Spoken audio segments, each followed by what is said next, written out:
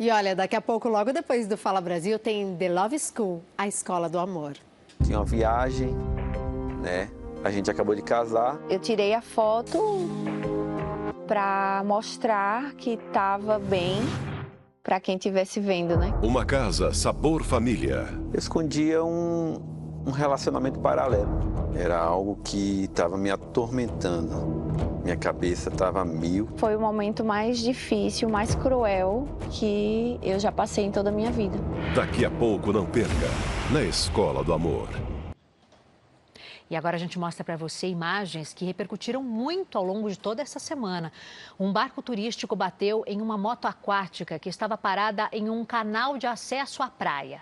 Segundo testemunhas, olha só, o casal na moto aquática estava ali distraído, se beijando no momento da batida. As imagens mostram quando a embarcação, conhecida como barco pirata, se aproxima e atinge o veículo com o casal. O piloto do barco não teria visto a moto aquática, que estava em uma área de passagem. Apesar desse susto, os danos foram apenas materiais. Esse flagrante veio de Balneário Camboriú. E a gente volta agora a falar das fortes chuvas que atingem o Pará. O município de Marituba, na região metropolitana de Belém, precisou decretar estado de emergência. Vamos então retomar o contato com a Daniele Monteiro. Ela está de volta ao vivo para atualizar a situação para a gente. Daniele, é com você.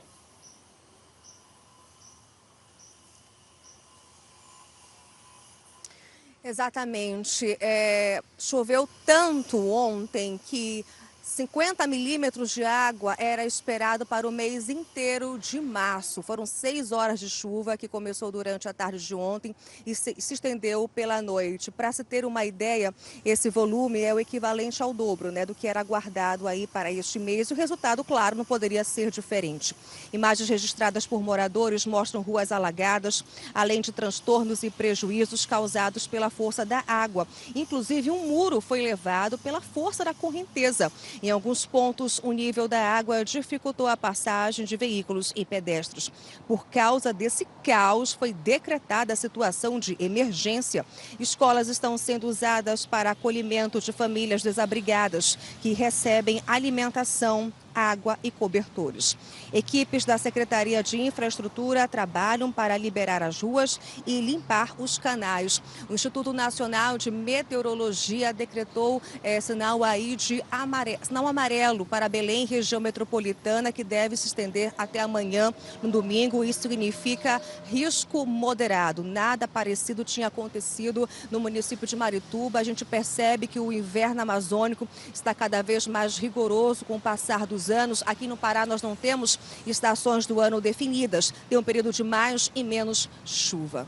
Eu volto com você aí no estúdio. Obrigada, Daniele Monteiro, direto de Belém, ao vivo, tendo atualização nos chame. E olha, o spray de pimenta, um método de defesa para as mulheres, causa polêmica e está a um passo de ser aprovado no Congresso brasileiro. Então vamos ver então quais são as regras. Esse pequeno frasco preto na mão da Verônica já virou um item inseparável. Para onde ela vai, leva o spray de pimenta. Eu ando com ele dentro da bolsa e na porta do carro. Eu analiso a situação. Se eu vejo que é uma situação em que eu vou precisar descer do carro, andar um período sozinha, aí eu coloco dentro da bolsa. Caso contrário, eu deixo na porta do carro. Porque se algo acontecer, na bolsa fica mais difícil de abrir. Na porta do carro tá ali e eu já consigo pegar com mais facilidade. O objeto, que já é usado por muitas mulheres, está perto de ser oficialmente autorizado em todo o país. A Câmara dos Deputados aprovou o projeto de lei que permite a venda e uso legal do spray de pimenta como objeto de defesa pessoal. Tá bem perigoso, então é importante a gente ter alguma coisa para poder se proteger. Eu mesma já fui assaltada antes com porte de arma e eu fiquei muito assustada. E eu não tinha nada, e eu não tinha ninguém, eu tava numa rua só. Porque qualquer coisa só na cara, né? Foram estabelecidas algumas regras para o uso do spray. No ato da compra, será necessário a apresentação de documento oficial com foto, comprovante de residência e certidão de antecedentes criminais. Os sprays poderão ter, no máximo, 50 ml. As especificações técnicas, como a concentração máxima permitida, ainda serão definidas pela Anvisa, a Agência Nacional de Vigilância Sanitária. E qualquer alteração na composição do produto será proibida. O gás de pimenta é produzido com extrato de diferentes tipos de pimenta. Ele é armazenado sob pressão em frascos de aerosol com disparo em spray. Ao ser acionado, ele libera um jato direto. O gás provoca ardência nos olhos e na pele, lacrimejamento e cegueira temporária. Ele também causa tosse, dificuldade para respirar e uma sensação de queimação. Os efeitos duram de 15 a 45 minutos, o suficiente para desorientar a pessoa atingida. A venda será permitida para mulheres maiores de 16 anos, mas no caso das adolescentes, será necessário a autorização dos pais ou responsáveis. De acordo com a lei, o spray de pimenta deve ser usado em caso de ataque ou ameaça real. E a ação tem que ser proporcional e parar assim que a ameaça for controlada. O spray deve ser usado em caso de ameaça física. Em Santo André, na Grande São Paulo, uma mulher lançou o spray de pimenta contra um idoso. O caso aconteceu durante uma discussão sem agressões. Esse é um exemplo de atitude em que a pessoa com o spray pode até responder criminalmente pelo ato desproporcional. O spray também não deve ser usado em situações de roubo à mão armada, como no que aconteceu em novembro do ano passado. A jovem Beatriz Munhoz, de 20 anos, morreu ao reagir a um assalto com um spray de pimenta. Ela, o pai e o namorado foram vender um drone para um suposto cliente na zona leste de São Paulo. A família foi abordada por um criminoso armado. Beatriz borrifou o produto contra o assaltante, que revidou atirando. Se cai no chão e o agressor pega, vai se virar contra a vítima muito rápido. Então, a gente defende muito que, primeiro, essas mulheres aprendam a fazer alguma arte marcial, façam um curso de defesa pessoal, para depois pensar em utilizar qualquer tipo de arma de defesa. Porque pode ser muito perigoso, sim, para essa mulher. O texto sobre a autorização do uso do spray de pimenta ainda precisa ser votado no Senado. Se aprovado, segue para a sanção presidencial. Será preciso também regulamentar a lei com as definições sobre a venda e a fiscalização do comércio. E a partir daí, apenas produtos autorizados pela Anvisa poderão ser vendidos. Tudo que é para nos proteger, hoje em dia, é bem-vindo, diante de tudo que vem acontecendo na sociedade. Uma perseguição policial terminou com um carro invadindo uma casa e um susto enorme para o morador. O motorista, que tinha garrafas de bebida no carro, perdeu o controle ao desviar de um motoboy. Imagens de câmeras de segurança mostram o motorista em fuga, até se deparar com um motoqueiro e, ao desviar, bate no muro de uma casa. A polícia vem logo atrás. Veja novamente, ele entra na rua e logo vê o piloto. Faz o desvio, o piloto cai da motocicleta e a frente da casa é completamente destruída. O motoboy não se feriu, mas o dono da casa estava acordado na hora e tomou um baita susto. No momento do acidente, o Renato estava prestes a aplicar a medicação para diabetes. Ele tinha acabado de chegar em casa depois de um longo dia de trabalho. Eu joguei a insulina para cima, com medo. Foi muito barulho. Os vizinhos também se assustaram com o tamanho do barulho. Foi um susto, muito. Porque o barulho foi assim, diferente, né, do que a gente está acostumado a ouvir. Depois de fugir e bater o carro, ele finalmente foi abordado pelos policiais. E quando saiu do carro, os agentes viram bebidas alcoólicas dentro do veículo. O prejuízo aqui é grande. O muro ficou completamente destruído, as grades também foram estraçalhadas e o telhado só não caiu porque o carro que causou o acidente está aqui embaixo. Agora o Renato, o dono da casa, aguarda um pedreiro vir retirar o que sobrou do telhado para então retirar o carro. O advogado do motorista que causou o acidente compareceu aqui no local e garantiu ao morador da casa que todos os prejuízos serão por conta do motorista. Todos foram para a delegacia e foi feito um boletim de ocorrência. O motorista estava acompanhado de uma outra pessoa no banco da frente, mas ninguém se feriu. Em nota, o advogado do suspeito disse que ele prestou depoimento, pagou fiança de R$5.000 e foi liberado. O homem foi até o local e vai arcar com os prejuízos provocados na casa. Um rapaz confessou ter participado do sequestro de um caminhoneiro para levar 3 toneladas de cobre. A polícia agora busca outros suspeitos que usavam bloqueadores de sinal para tentar esconder esse crime. O sentimento da mãe é de revolta. O filho fez uma escolha ruim e teve como consequência a prisão. Aí vai ser os amigos agora. Cadê teus amigos, meu filho? Agora o que teus amigos vai fazer? O rapaz de 20 anos confessou à polícia que participou de um roubo de carga. Mais de 3 toneladas de cobre foram levadas junto com o caminhão. A Polícia Civil recebeu a informação de que o veículo tinha sido abordado por 3 homens. Um deles assumiu o controle da direção e os outros sequestraram o caminhoneiro. Quando bombeiros militares informaram que havia acabado de roubar um caminhão, rapidamente o caminhão foi interceptado e o indivíduo preso, que confessou que haviam acabado de roubar essa carga, mais de 3 toneladas aí de cobre. Ele e mais 2 indivíduos que estavam em um Gol e estavam com a vítima de refém, rodavam com a vítima. A preocupação dos policiais, claro, era o bem-estar da vítima. Assim que eles abordaram o caminhão, pediram para que o suspeito avisasse os comparsas para que eles libertassem o caminhoneiro. O homem já estava sendo extorquido. Chegaram até a passar o cartão da vítima em uma adega que a gente também trabalha para identificar no bairro do Pimentas. Fizemos várias diligências até para localizar o outro indivíduo que a gente sabe já onde mora e é questão de tempo para prendermos ele também. De acordo com a polícia, o grupo agia de forma organizada. No caminhão tinha até um equipamento, bloqueador de sinal de GPS. O objetivo era dificultar o rastreamento da carga. Os indivíduos aí, após fazer o roubo, eles passam a bloquear o sinal de rastreador. As investigações continuam para identificar os outros envolvidos na ação e chegar a possíveis alvos ligados ao grupo. E atenção para uma notícia de agora. Um avião monomotor caiu no Aeroclube de Manaus. Agora, há poucas horas. A gente vai ao vivo para lá com a repórter Larissa Santiago, que tem todas as informações diretamente do local, né, Larissa? Por favor, suas informações.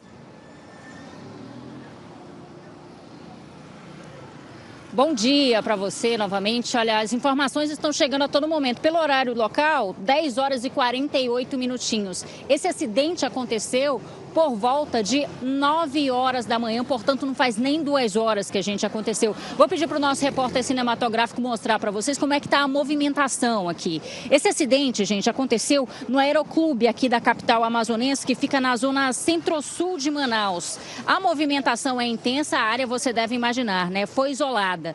2 pessoas estavam dentro desta aeronave. Era um monomotor, um Cessna 152, e essa aeronave é utilizada costumeiramente para a prática da pilotagem.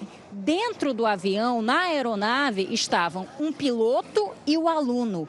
O piloto foi identificado como Fernando Lúcio Moreira dos Santos e, infelizmente, ele morreu na hora. Já o aluno é Ulisses de Oliveira.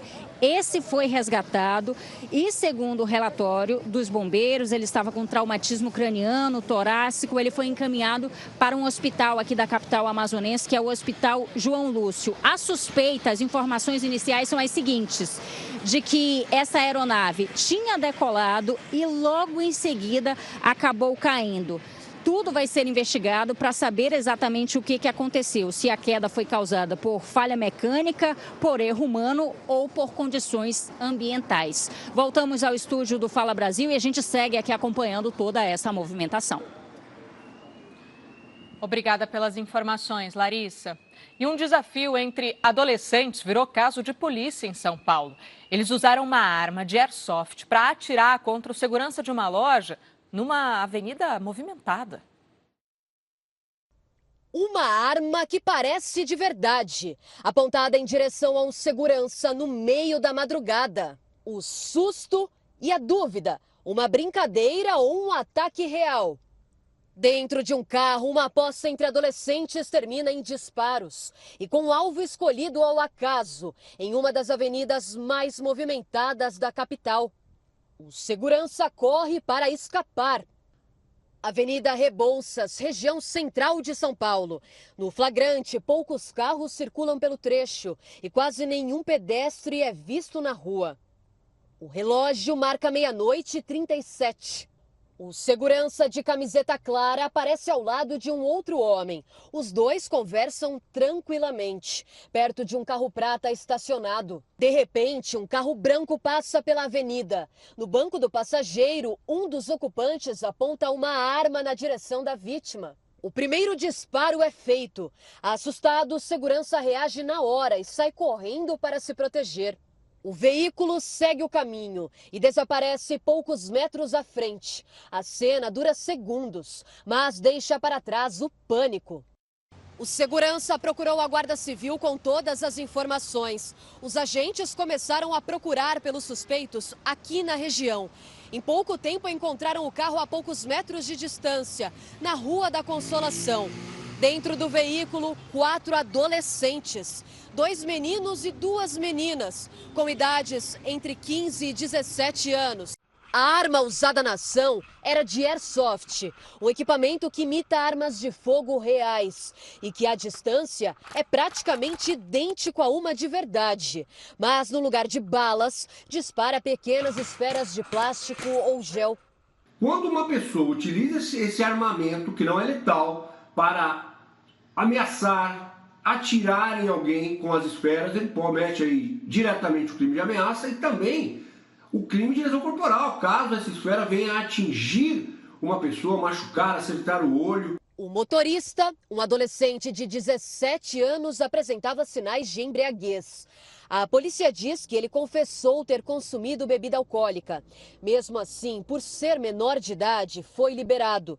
Já o passageiro assumiu que foi ele quem fez o disparo. A arma usada foi apreendida. Ela é do mesmo tipo dessas vendidas livremente na internet. Modelos que podem custar mais de R$ 2.500, dependendo da potência e dos acessórios. Desta vez, o caso foi registrado como ato infracional e segue em investigação. O segurança não ficou ferido. Mesmo assim, fica o alerta. O que começa como uma brincadeira pode terminar em caso de polícia.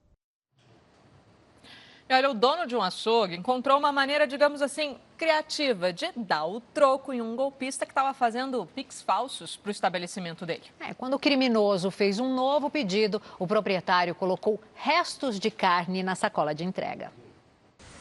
O cliente, ou caloteiro, fez compra para um baita churrasco, quase R$ 350 em carnes, e pagou com um pix tão perfeito que enganaria até o olho treinado de um especialista. Aquele extrato era praticamente perfeito. Quem olha ali não vê nada de errado. Foi muito bem feito. Quem fez teve um bom trabalho ali, teve um zelo em fazer um golpe bem aplicado. Acontece que não é a primeira tentativa de golpe que o açougue sofre. Aliás, é uma situação bem comum.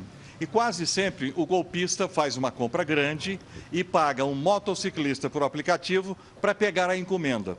E só isso já levanta suspeita. Não faz sentido, né? A gente tem entrega grátis. Então, se chama o Moto Uber, para quê? Se a entrega ia ser gratuita para ele. Porque o Moto Uber não tem como a gente ter o endereço, a gente chegar lá até ele.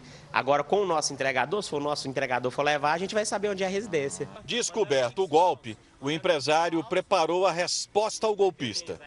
E ainda gravou a vingança. Olha quem nós vamos mandar para ele de entrega, vai. Bota bem aí. Só mochiba, velho.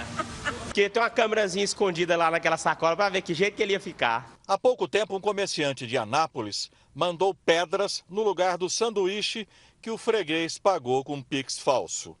O especialista recomenda que o vendedor sempre confirme se o Pix caiu na conta antes de entregar a mercadoria. O melhor é você consultar sua conta. Então entra no seu extrato, vê se de fato entrou o Pix ali. E se não entrou, aí você contesta a pessoa. Se quiser, liga para o gerente do banco, pergunta se tem alguma coisa entrando ainda, um lançamento futuro. Porque senão você vai cair no golpe. O cliente que recebeu as pelancas enviadas pelo Richard não ligou para reclamar. Esse aí não tem como nem ia chamar a polícia. Esse aí não teve jeito para ele, não.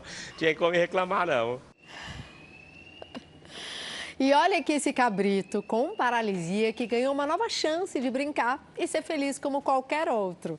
Desde o nascimento, o cabrito Willie Nelson se arrastava com só 2 patas funcionais. Só que uma cadeirinha de rodas transformou a vida dele numa aventura divertida, viu? Agora ele vai de um lado para o outro como qualquer outro pet feliz. Mas conforme o Willie crescer, vai precisar de uma nova cadeira. E a família já começou uma campanha para comprar outra. Enquanto isso, ele está aí, ó, se divertindo e encantando todo mundo ao redor. Essas imagens vêm dos Estados Unidos. Fofura, né, gente? Olha, um cãozinho tem feito muito sucesso nas redes sociais por causa da inteligência dele. É só escutar o carteiro ou o entregador batendo na porta de casa e ele desce correndo, pega a encomenda e leva para a tutora. Entrega na porta. Ó, Max, outra entrega. Quem desce para pegar é ele, Max, o cão ajudante. Devagar, Max. Vamos. Vem, Max! O labrador de 8 anos faz muito mais que dar a patinha e sentar quando é mandado. Ele busca todas as entregas que chegam na casa da dona, a Ana. O pet viralizou na internet depois que o entregador Michel postou um vídeo mostrando a proeza do cachorro. Ô, Ana Cristina, a entrega! Olha só, mano. Como é que pode? Devagarzinho, devagarzinho. Mano, toda vez é assim, ó. Tchau, mano. E às vezes eu tô em casa, daqui a pouco o Max chega com um pacote. E nem chama eu, nem me chama. E lá no aplicativo tá, entrego para o Max. Ouvi dizer que o Max pega qualquer tipo de encomenda, inclusive aquelas que têm vidro ou outros materiais que podem quebrar, e também as grandes. Eu só acredito vendo. Aqui a gente colocou uma coberta um pouco mais pesada e um pacote maior. Vamos ver como é que ele lida. Tá vindo. Sempre muito animado, com muita disposição. E aí, Max, como é que você vai fazer com isso, hein? Tá pesado, como é que faz? Ele achou um jeito de pegar. Pegou, inclusive, teve um pouquinho de dificuldade para passar, mas não desiste não, olha lá. Parou um pouquinho no meio do caminho, porque tá pesado, mas entregou o pacote. Chegou aí, ah lá. Quando ele era pequeno, ele estragava tudo, né? Ele estragou muita coisa mesmo, máquina, tudo. Máquina de lavar? De lavar, sapatos, inúmeros sapatos, chinelo. E agora ele tá retribuindo, né, o que ele fez. Com serviços. Com serviços. Ele também pega a própria coleira, quando Ana usa a palavrinha mágica, passear. Pega a coleira, Max, pra gente passear. Pega aí. Vamos passear, vamos? Vamos passear? Vamos passear? Vamos pra rua? Vamos? Então vamos lá? Se algo se perde no mato, ele é persistente. Procura até achar e traz de volta.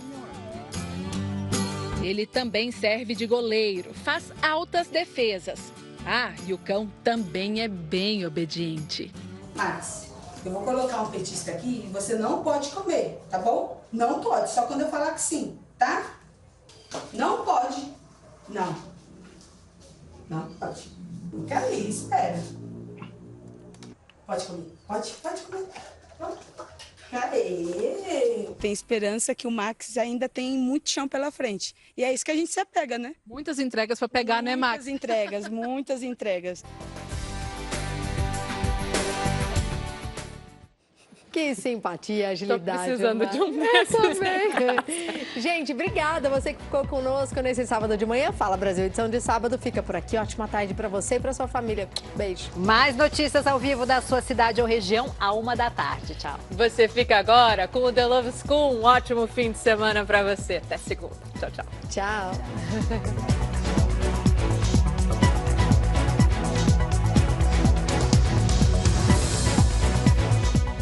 Luzes, câmera, aparência e ação.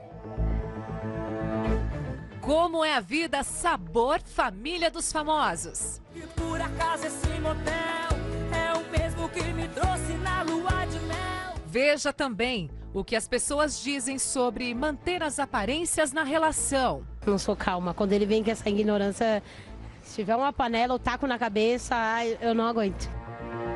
E ainda, a surpresa que mudou tudo na lua de mel. Eu meio que consegui juntar força, coragem para pedir o divórcio. Pior que tapa, pior que uma facada. Eu não acreditei na hora que ele tava falando. Eu falei, não, é mentira. Eu falei pra ele na hora, eu falei, mentira, né? Você acha que eu sou palhaça. É agora, na Escola do Amor.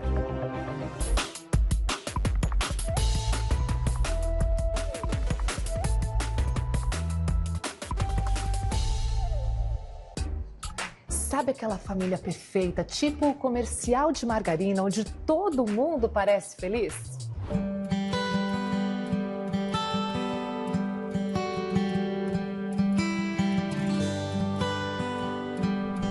Você já parou para pensar que o que a gente vê por fora pode ser só algo bonito, mas por dentro o sabor é outro?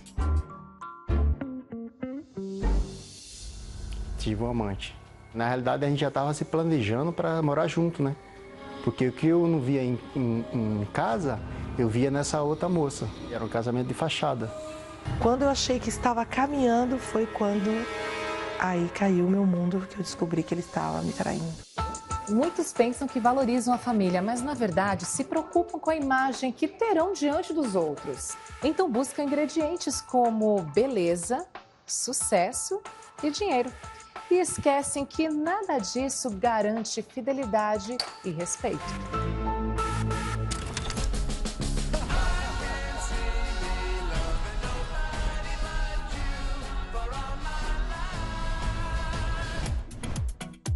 Nicolas Cage sempre esteve cercado por fama, dinheiro e mulheres bonitas. Rico e famoso, ele já se casou 5 vezes. Ah, e detalhe, um desses casamentos durou apenas 4 dias. 4 dias. Uma das famílias formadas pelo astro acabou em crise. Há menos de 2 anos, o primeiro filho dele, Weston Cage, foi preso após agredir a própria mãe, Christina Fulton. Ela processou Nicolas Cage, alegando que o ator ignorou as preocupações com a saúde mental do filho e ainda o acusou de libertar Weston várias vezes da prisão e de consumirem álcool juntos. Mesmo com toda a estrutura, fama e recursos, a família não se sustentou.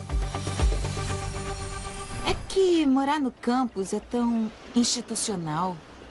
Poderia ir morar com o Dylan. É Rod, hein, amiga? Eu aposto que consegue convencê-lo. A atriz Tori Spelling viveu quase 20 anos em um casamento que tinha tudo para virar filme. O marido, Dean McDermott, admitiu ser infiel. Inclusive, uma das mulheres tornou o caso público.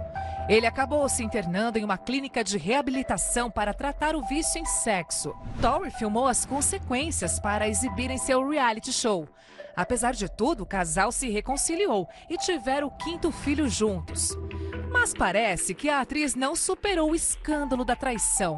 Em entrevistas, ela dizia que planejava se divorciar e que os dois não dormiam mais na mesma cama. Em 2023, McDermott anunciou o divórcio em sua rede social.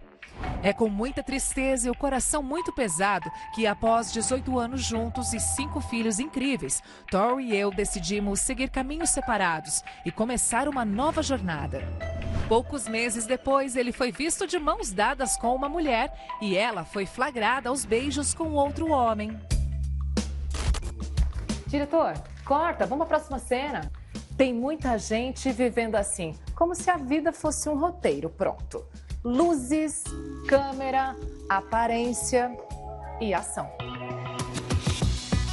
O divórcio de Hugh Jackman e Deborah Lee Furness chamou a atenção. Foram 27 anos de casamento, uma história longa, admirada, aparentemente sólida, mas que terminou cercada de rumores e conflitos familiares.